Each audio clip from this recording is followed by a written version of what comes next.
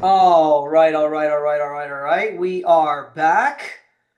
It's been a while, Jesse. Believe it or not, you should feel very, very, very privileged that you are my first guest in quite a while. I can't even remember the last guest that I had. It was probably Tyler Graves of Ready Stays, which we did in person because we try to do an in-person podcast every once in a while. But I haven't done this Zoom podcast in a long time. So, Jessie Hernandez, Texas Public Adjuster, welcome to the show, my friend. Hey, happy to be here, Vince. Thanks for having me. I see, for those of you who are in the visual realm, you could see that Jesse's got all his ink stuff on. For those that don't know, that ink is also a hat company. I only say that because they got great hats. We do. We do. Yes. I love it. You guys do have great hats. I will say that.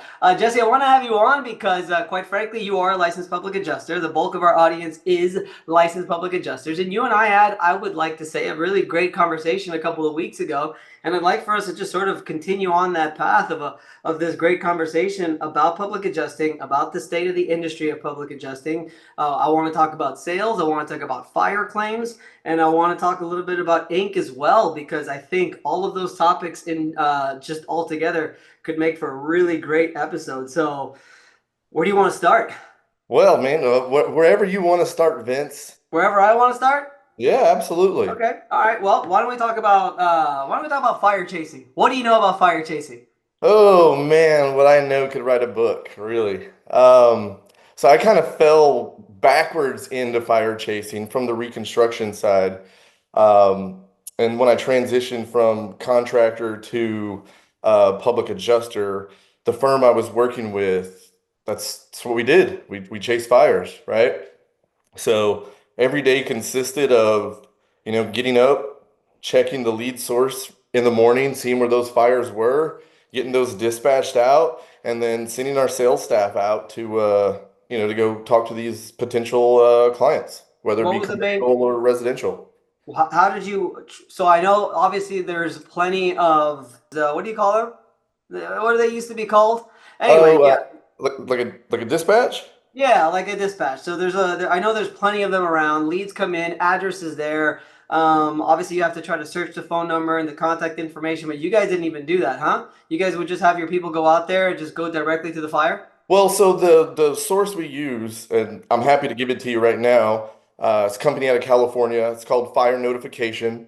That app is about as real time as it gets. It's about 15 minutes behind. But when it drops the lead, it tells you where the fire was, that actual address, what the CAD value is, contact information, possibly phone numbers, names, things like that. No emails or anything like that, but pretty much everything you need to get started. How many salespeople did you guys have? At the time I was there, we were running about four people, four to five. Okay. What area was this? Dallas? Houston Metro.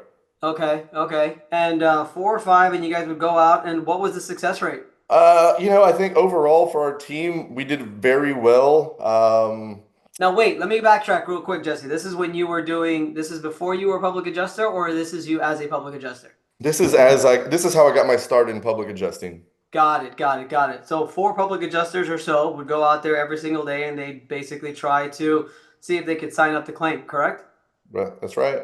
All right. And so what was that like? Would you go out there too? Were you one of the 4 or were you just Absolutely, all right, absolutely. tell me about it. Give me a good story. Give me a good story, Jesse, about a time where you had to go and sign up a fire. Hopefully, it ends up with a happy ending that you actually signed up the fire. But tell me a little bit for those that have been wanting to get into fire chasing, because at the end of the day, Jesse, let's face it, of all the kinds of losses that the insurance company covers and pays for, by far the most valuable one that's going to ultimately put more food on our plate as public adjusters are normally going to be either, large loss commercial buildings or fires. So there's a lot of people in the industry that are always trying to get into the fire game, but it could be obviously very difficult, but it could also be very lucrative. So tell me about that experience. Give me a good story about you chasing a fire and signing it up and working these claims, man. I think you nailed it. It is A, challenging and B, lucrative. And I think what you have to have more than anything, Vince, is just a massive amount of grit and the ability to be told no or kick rocks. Um, in Texas, not a ton of people know what a public adjuster is, right? It's not like Florida where, a ton of people are public adjusters. Here, a lot of times I can approach a potential client and they don't even know what a public adjuster is. So we're having to start with the actual basics. The first fire claim I ever sold as a public adjuster was actually just a contents only claim. It was still, $350,000 claim, $400,000 claim just in contents. The fire ended up being a total loss. They still needed to document the actual inventory. My team was really one of the best teams in the city to document those personal property claims. So we were able to get on site, and this is literally me fresh with a license, couple days out, coming from fire reconstruction, still having knowledge of, chasing fires and having to do that. But I mean, it's a grueling process. Some days you might, go out, you might not see a homeowner for days. The contact information may not be any good. Sometimes we'll just camp out. We're gonna sit there. It could be an hour, 2 hours. I've seen people sit out for 8 hours just trying to get the opportunity to speak to that potential homeowner, just because what you said, they're very lucrative. So, with the idea of getting a good fire claim, you've got the money that's in the personal property side, you've got the actual reconstruction side. So on average, here in the Houston market, those claims can be 400, 500,000, $1 million. Commercial claims 2, 3+ million dollars. And you want to be out there, you want to get some face time. But it's a very interesting scene in Houston. I'll say that. Oh yeah, why is that? Well, so you've got a couple different public adjusting companies chasing. You've got several mitigation and reconstruction chasers. So all in all, you could get out there and there could be literally a dozen other people lined up waiting to pitch these same homeowners. So, really depends. Here in Texas, we can't actually approach until 9 o'clock, 9 a.m. So to stay legal and compliant, we won't reach out until 9 a.m.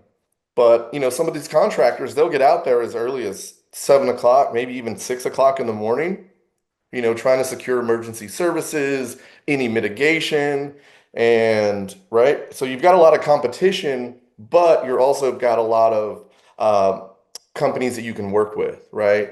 That know the value of a public adjuster and can help you with that actual process. Gotcha, gotcha. You mentioned contents only. I think that's interesting. I think that's something that people don't realize that as public adjusters, sometimes it's okay that we could only sign the contents portion of a claim. Absolutely. I do it all the time. Because a lot of people are like, oh, well, no, I want the whole thing.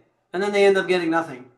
Right. There are some companies like that, right? If they can't have the reconstruction, side, the building and the contents, they don't want it. It's not worth their time. But, to them, I mean, you can pick up, really all size contents claim because it's one of just the most overwhelming processes, right? And Yep. when people realize like, hey, I've got to dig through this entire house of all of my stuff, one, it's emotionally draining for these people, but two, it is a lot of work. It's dangerous, right? You're inside of this house with, burned up contents that have wood, metal, batteries, plastics, paints, things like that. So highly dangerous situation, and getting a team in to maximize that, make it a lot faster, make it a smoother transition, and be there to answer your questions. I mean, you provide a great value as a public adjuster, even if you're just doing the contents. I tell people all the time when it comes to the contents portion of the claim, when it comes to fire claims in general, I feel like that's the reason why I became a public adjuster. So, in Texas where the hail and the roofing game is like just off the charts, right? Everybody's a roofer. Everybody does roof claims. Everybody files hail claims. Everybody does these freaking roof claims. Like it's just a very Texas thing, I feel, where it's like any little storm passes by and we're just going to rack up all of these hail claims now. We're going to sign them all up. Whereas those aren't catastrophic losses. The house is still livable. Sometimes, do they really need to replace the roof? Maybe, maybe not. What are you trying to really convince the insurance company of? And it's a hard pitch and a lot of evidence and a lot of work that it takes just to try to convince the insurance company to even replace some of these roofs. And sometimes the person doesn't really care for having a new roof or not anyway. When it comes to fires, when it comes to the catastrophe, when it comes to the fact that not only have they lost their most prized possession, but also everything in it, it Mhm. really puts up what I think is really makes the public adjuster that much more valuable, and it makes us that much more important to assist and to help out to make sure that this homeowner is getting everything that they need. Because even if you go ahead and, as a homeowner, rely on the insurance company to do it, not that they're going to try to cheat you in any way, but it's good to just have another set of eyes on it because there's so much that's going on. I personally like the fire claims and really working side by side with the insurance adjuster to be like, hey, let's just work this together to ultimately maximize this claim together because you're probably going to miss some stuff. I might miss some stuff. Let's have each other's back to try to put the homeowner back to their pre-loss condition and really get them back into this home because they have a family and they have children and they're in school and they have all these things that they have to attend to, and right now their house is not livable. Let's work together and let's put these people back to where they need to be. It's definitely a process, and the more fires I've worked, the more these same adjusters come out, and you're able to work with them a lot easier and help get these homeowners back into their homes and feeling safe. But they're not all easy. But knowing the process and the steps of the fire claim, it really alleviates some of the homeowners' stresses and worries because you've been down this road before, right? This is the first time they've ever had a fire, probably the only time in their life they'll actually have a fire claim. Really, when you know the steps and what's going to happen next, and you can articulate to that homeowner or business owner, they're just much more comfortable knowing that they have a team around them that can help them get this across the finish line. Tell me on the back end side now for the public adjuster that's listening, Jesse, and really wants to start getting into fire. So tell me the sales process first. Can you get me through that? What's the sales process like? And then if you could also elaborate, and I'll ask some follow-up questions after that, but if we could also elaborate on the overall process after and making sure that you're getting the homeowner back together again, just based on your experience so far on working these fire claims. What's the sales process like? That the sales process, it's like it could be different for every person. Whether it's a business owner or homeowner, Vince, you could go out and talk to them immediately that morning and walk away with your signed agreement and you're But sending off your LOR that day. Well, let's be more specific then. For the business owner, for the solo public adjusterpreneur, okay, I, or one man shop or two-person shop, whatever. What's Let's educate them a little bit so in case they want to start and they want to implement some kind of fire sales process. Take me. Let's talk to them right now. Let's educate them. What would be the process? get a little granular. So, you're going to go out, you're going to get to that house. In Houston, it's like I told you, you're going to see a dozen other people out there chasing, and they call it the chase, right? And when you're out there chasing fires, you're going to get to the streets and you're going to see a line, right? You might see Paul Davis, Blackman Mooring, whichever other companies out there. There's some great companies out there. They know how to work fires. And you're basically just waiting for your turn to go up and actually talk to the homeowner, right? And you're educating them, right? You're going to educate them on the process and what happens and what the next steps are and what to look out for. Everyone's sales approach is a little bit different. I want to make sure that any homeowner or business owner that I talk to knows what these steps are, what to look out for, and I want to educate them as much as possible, right? And they appreciate that, right? Because they've never been through this. And, a lot of times it's a follow-up meeting. You're waiting for the adjuster to come out, right? Sometimes a lot of people want to wait for the insurance company to come out and, assess the damage before they get help. Everyone's a little bit different, and it's really understanding and asking the right questions, regarding the claim and their knowledge of the claims process, and if there's any circumstances that would, they would need a public adjuster right away versus waiting, right? 'Cause some people want to wait, and maybe they take it to appraisal. Some people want help right off the bat because it's just overwhelming or they've got other circumstances. But really, it starts with educating the policyholder on what those next steps look like, what the claims process is going to look like, and how you can bring some value to that. Gotcha. And what's the close rate like on the number of leads that you go out there and try to sign them up, and what's your close rate like? Me personally, I'd say, I counted a little while for every 10 fires, not the 10 fires that I ran, but 10 fires that I ran and I actually got to speak to someone somewhere around 40%, 30 to 40%. 30 to 40%. That's pretty good. Yeah, you usually want to get like around 30% anyway. Nice. And how many salespeople, if somebody wants to start the process, like do you think as the business owner, they should be the one going out there and chasing themselves? Should they get some salespeople? Obviously, with our industry, it's a little bit more unique. We can't just pick up somebody off the street. They have to be a licensed public adjuster. Maybe you Right. could have them just as a setter, but it's going to be, I mean, if you're knocking on the door, the Department of Financial Services member, they might want to ask for your license, and then you could have an issue there. So how many, what do you suggest? How many salespeople, and how do you find these people, and so on and so forth? That's the hardest part, Vince, I Yep. think, here in this industry. We have some people who are amazing at negotiating claims, some people who are great at writing scopes, knowing code, and some people who are just really good with people and sales. Know your strengths, right? If you know that you're a great scope writer, but you suck at sales, you know, do you really want to go out there? Maybe if you're the solo guy, you want to go out there and just get reps and learn the process and learn how to talk to people. But in a market the size of Houston or Miami or somewhere, you want to have 2 to 3 people. It's very hard to do it on your own because with a market like Houston, I've got Galveston that's an hour and a half away, Woodland's an hour and a half away. It takes time, and if you've got fires all over the place, unless you're working on a concentrated area, you're just going to spread yourself really thin. It's better to have at least one cohort to communicate with and to be able to get eyes on these different fires to see if they're even signable losses. Maybe they're Right. uninsured, and that's one thing you'll run out to these fire losses.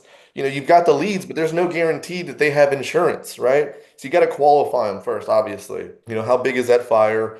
How much damage did it do? But yeah, you definitely want to have 2 to 3 people in a larger market. If you're in a small market, you can get away with 1 to 2, but in a larger market, you definitely want to have 2 to 3. Is it always in person sales that you had the guys doing? Did you guys ever do cold calling? So we've done a mixture of both, and that's been something that I've been kind of working on, so I don't have to be on site. But that's just the thing.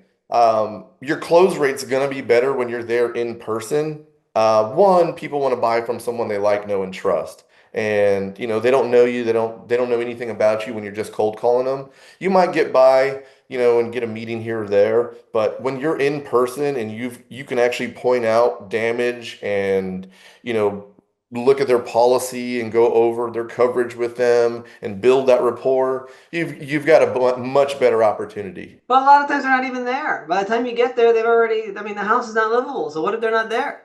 And they're not going to have their policy. Well, you'll be surprised, Vince. So, the way these leads come in, and let's say, I'm home for the evening, it's 5 o'clock and fires are, taking off.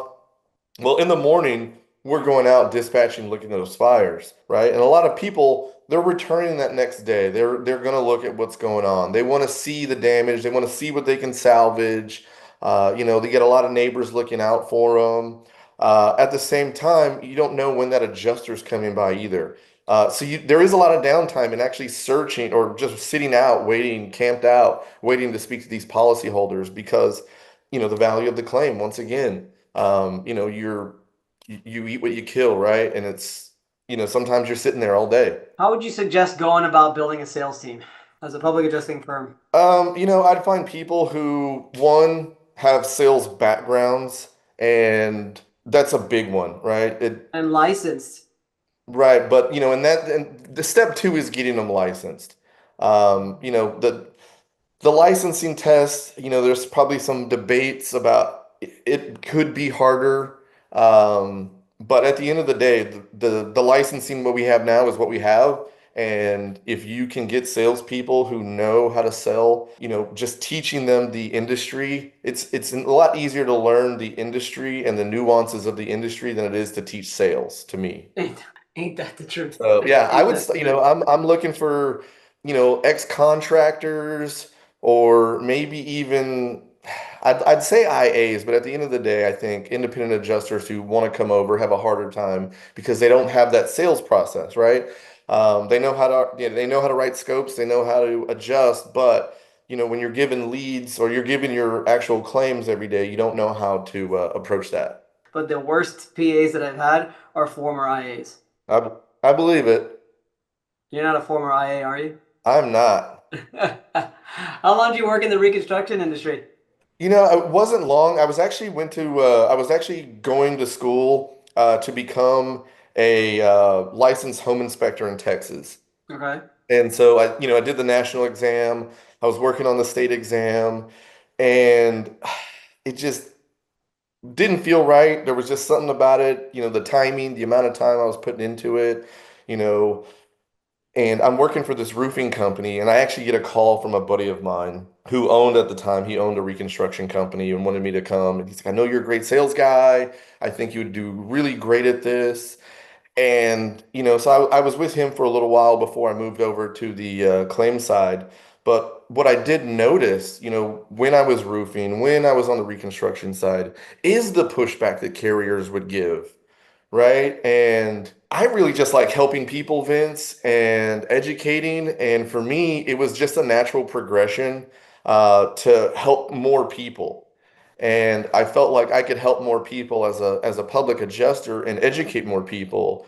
And to me, that was just a more valuable way to live, right? Like I want to live through passion, and my passion is just helping people.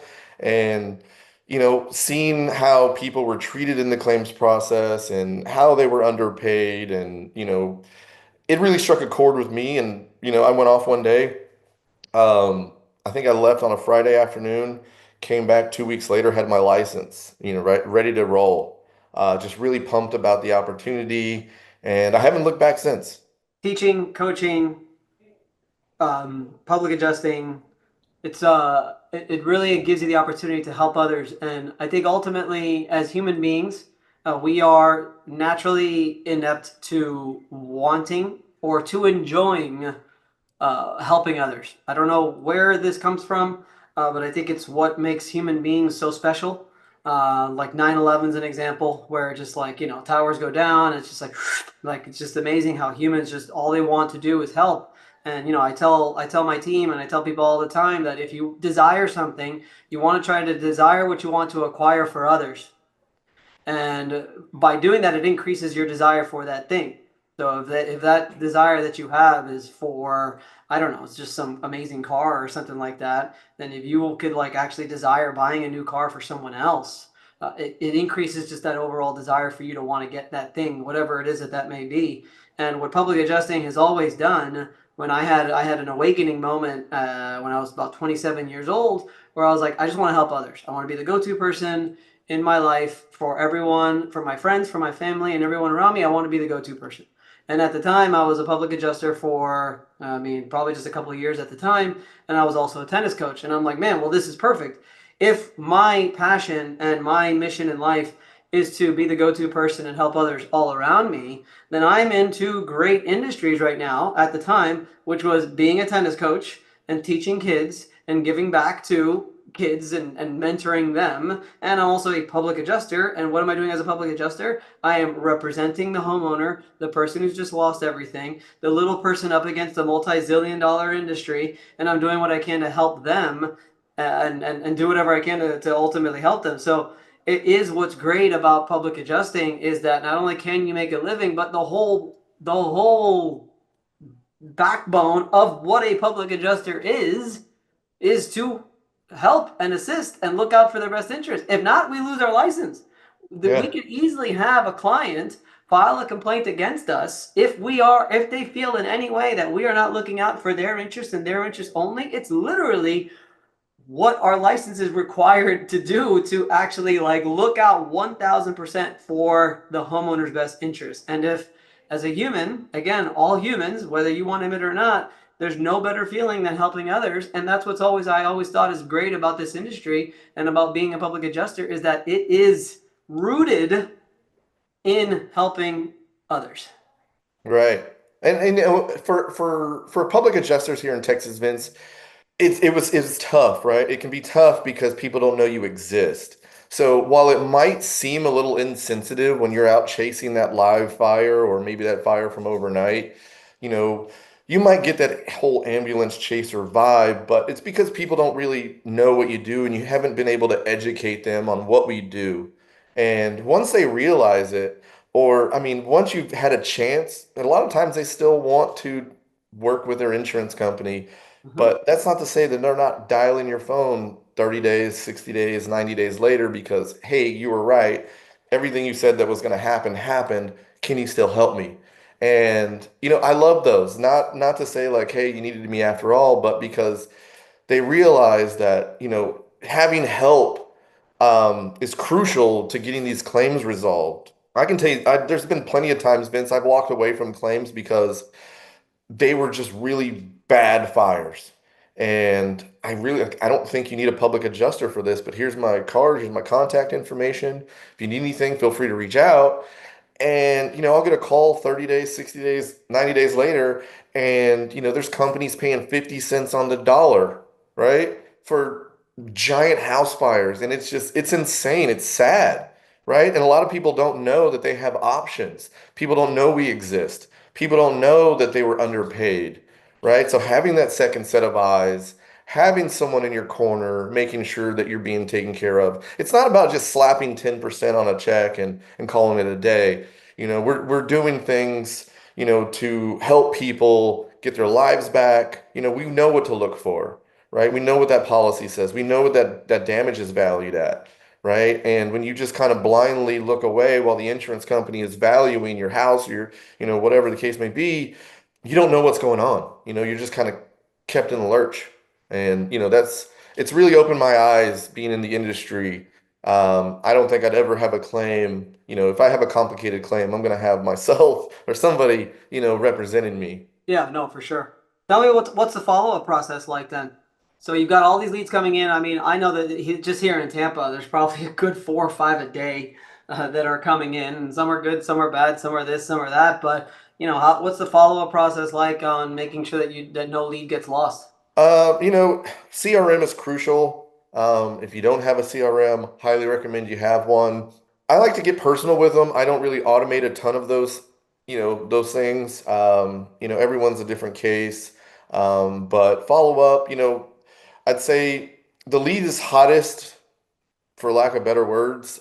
Leads are hottest probably within those first 3 days of that claim. And slowly but surely, everyone will start losing interest in that particular claim if, they haven't got anywhere on it. I found more success in to continue to follow up, you know, the first week, then slow that cadence down. And I'm going to follow up with you all the way up into that 90-day mark, right? And those cadences it's going to get a little wider, right? That time frame is going to get a little wider, but a few touches initially, probably 3 or 4 that first week, and then just trickle it down, 2 to 3 the next week, and just kind of slow it down from there. Really, just you're building rapport, you're building a relationship, you're there to help, but at the same time, you're still running a business. So Right. you want to make sure that you're following up, asking questions, making sure that they have got everything. You know, offer as much help as you can, but continue to be there. I mean, I've come across so many claims between that 60-day and 90-day mark where that follow-up is what actually gets the deal, right? Because now they've recognized they need help and there's still someone there to help them while everyone else is on to the next fire. And how's it going for you now, Jesse? Just overall as a public adjuster, how's I know you're working with Ink now as well, but we'll get there after this part. But how's public adjuster life treating you, and how are things, and how are you feeling? Because you've been a public adjuster for about 3 years now. You feeling pretty good, or how's business? Business is good. I've actually got a call today on a sinkhole for a foundation claim. Had a fire claim come in over the weekend here in a local one, just referral. and got another claim, denied claim called in this morning. So leads are always good. I try to stay pretty busy on social media. I try, like my guy Vince Perry. No one knows what you do if you don't tell them, right?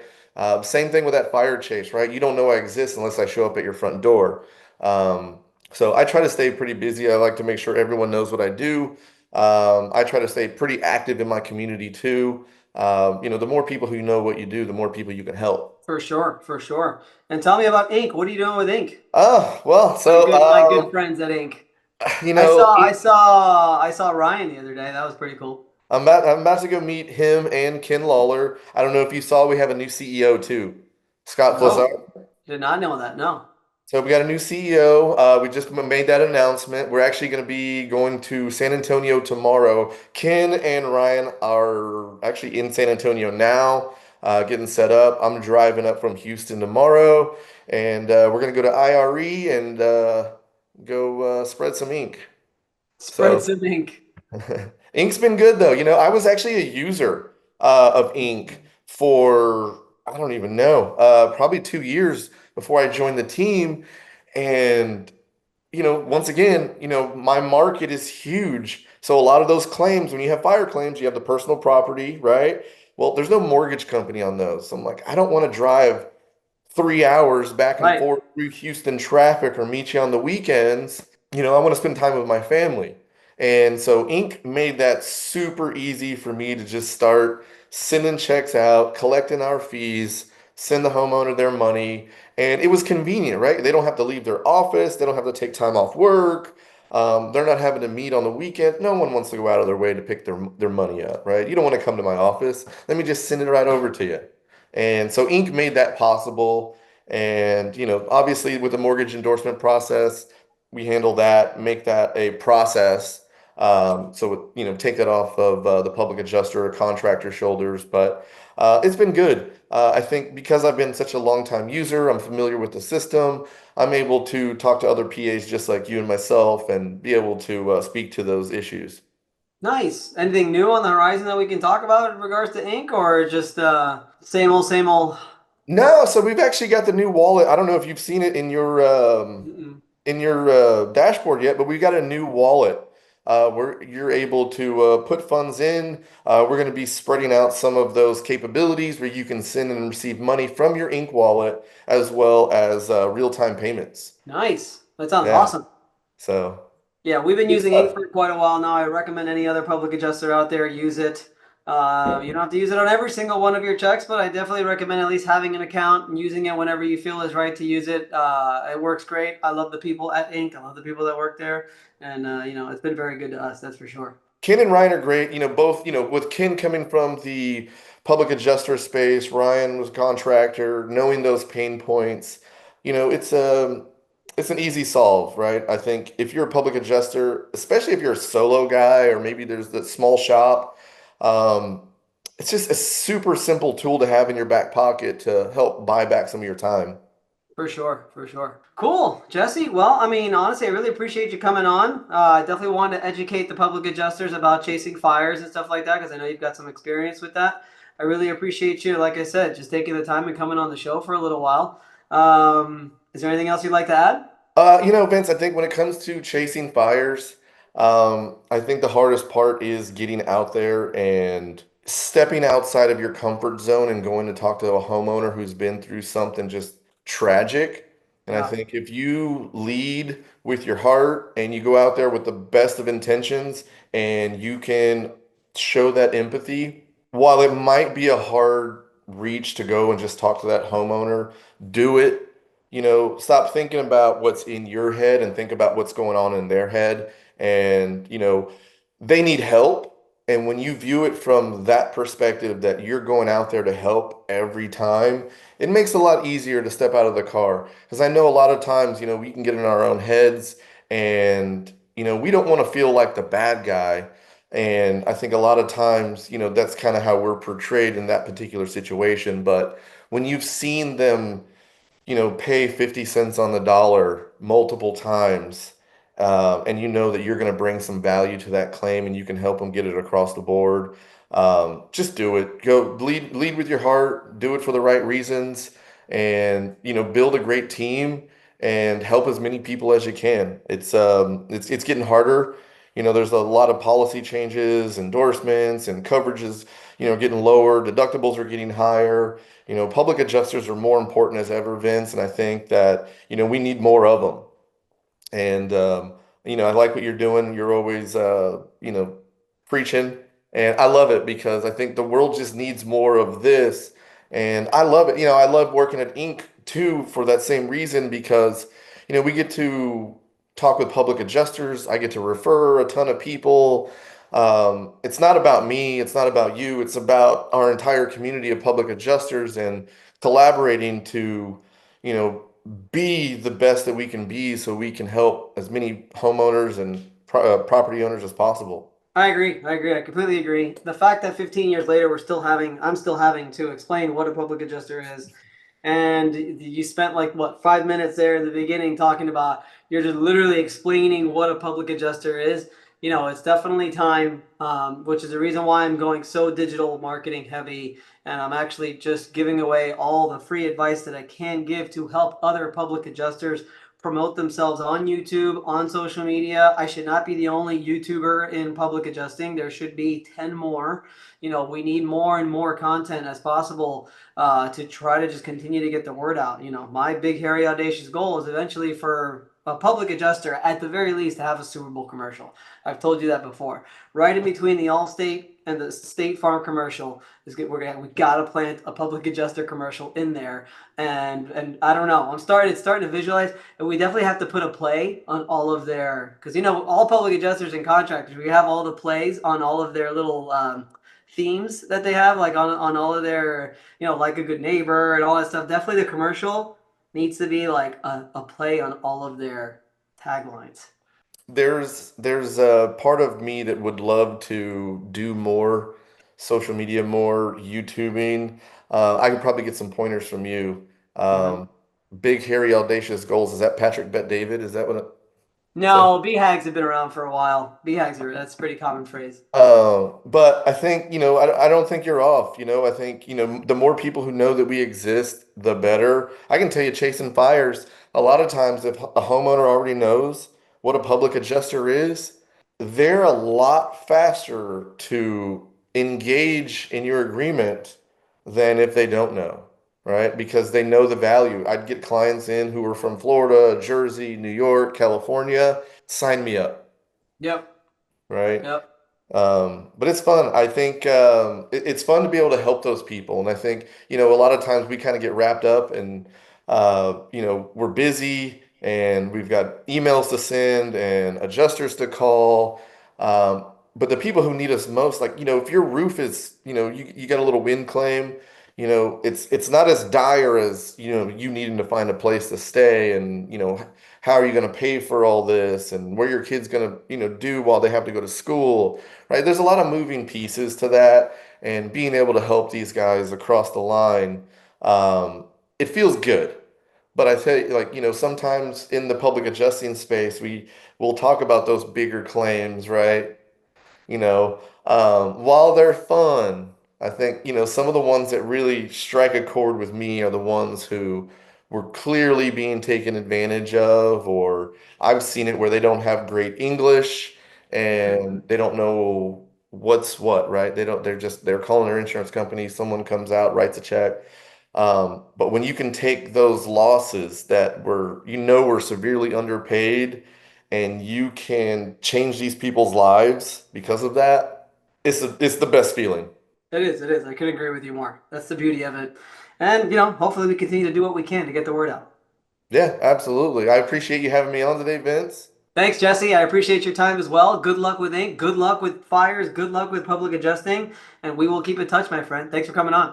Yeah, appreciate you having me. And anytime you want to chat, talk about fires or whatever, give me a shout. All right, man. Thank you. Thank you, Vince.